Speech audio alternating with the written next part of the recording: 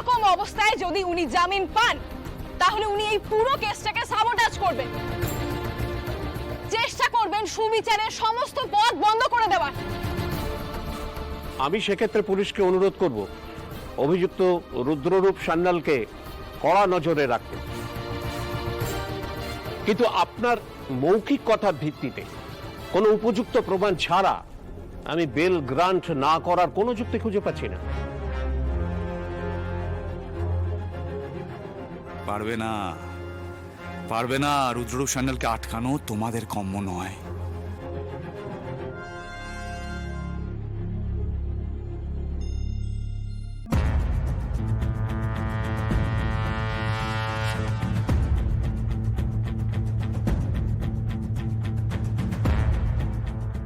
এই এই এই এই, আমি আবার দেখলাম রুদ্র চোখাচোখি করছে রিকির সাথে। আমার মন বলছে এরাই কিছু একটা করেছে। ভাই আর ফুলকি মনে হচ্ছে কোনো বিপদে পড়েছে। তুই দেখ, তোরা দেখ, খেয়াল কর, ঠিক আবার ইশারা করবে।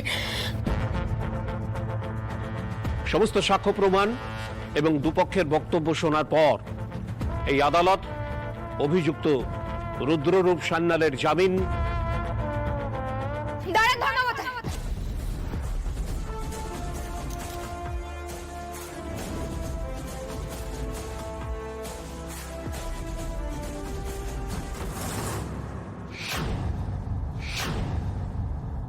1 মিনিট দাঁড়ান।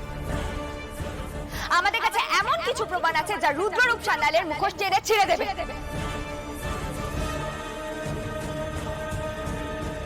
উনি যে কত বড় খুনি সেটা আজকে আদালতের সামনে প্রমাণ হয়ে যাবে।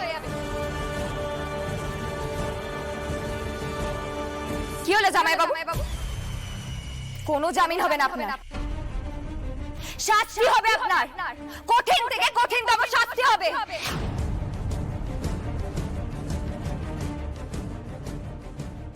কি ভেবেছিলেন আপনি আমাদেরকে আটকে রেখে দেবেন?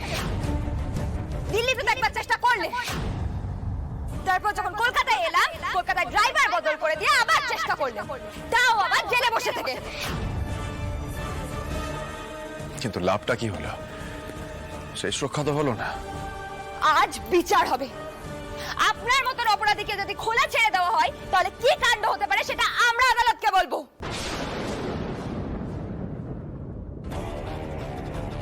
ধর্মাবতার, আমাদের দয়া করে একটা সুযোগ দিন কথা বলার। আবার আবার আমি ফেল করলাম। ফুলকি দাস কি করে পৌঁছাতে পারে এই অবধি? কি করলোটা কি রিকি তাহলে?